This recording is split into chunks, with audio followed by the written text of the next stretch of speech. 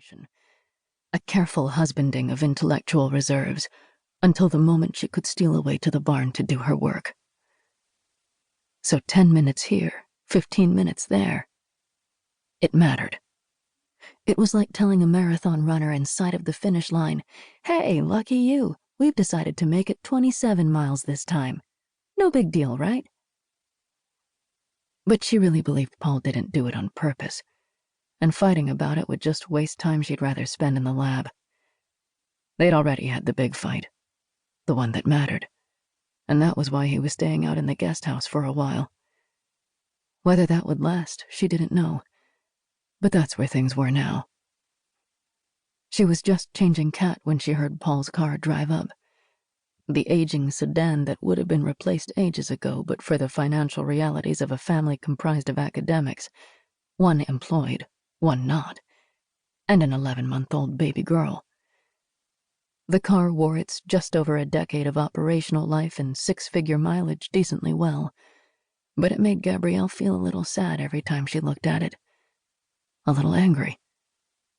Unfulfilled expectations in the shape of a 2008 Camry. They'd exchanged hellos and pleasantries once he came into the kitchen, as between a first-shift factory worker giving way to a late-shift colleague. And then Gabrielle had changed her clothes, putting on her armor, her good luck outfit. Doc Martens, black jeans with threadbare knees, and a black Bad Brains t-shirt. The shirt always made her laugh. Gallows humor, considering what she did for a living. She liked the band, but she loved the gag. There she was, all black from head to toe, tiny and tough. She laced up her boots and headed to the barn. Today was a big day. Possibly the last day. Her last chance. The funding was essentially gone, and while she had made progress in her research, the breakthrough she'd been hoping for had, thus far, failed to materialize. She had changed no games. Nothing she'd achieved would justify another injection of cash from Hendricks Capital. They specialized in high-risk investments all over the state, long-shot research projects and hugely speculative startups saturated with the stink of vaporware. But there was high risk, and there was just stupid. Irresponsible. Throwing good money after bad. They'd funded her for a year and change, and unless she could demonstrate some strong results, that's all she was likely to get. Now, the project wasn't a complete waste. Gabby had learned some things, broken some ground.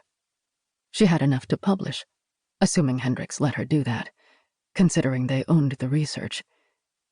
Maybe a journal article in Cortex, or Cognition, or even Dare to Dream, Trends in Cognitive Science. She could add her discoveries to the great scientific gestalt. Someday, another better-funded scientist might use her findings as foundational research that let them achieve the true goal. But no more than that. Gabrielle White. Literally a footnote. Unless. Today. Gabby had spent every minute of working time she could scrape up during the past week reviewing, planning, praying, considering ways to reconfigure the gear to maximize the chances of a result that could buy her more funding, more time, from Hendricks. She broke her ideas apart, rebuilt them, tried to find a new approach, a magical, brilliant insight that would synthesize everything she'd learned into a shining whole that would revolutionize the science of the mind. That was how it was supposed to work. Archimedes in his bathtub, Newton under his apple tree. Every good scientist deserved a eureka moment. And she was a good scientist.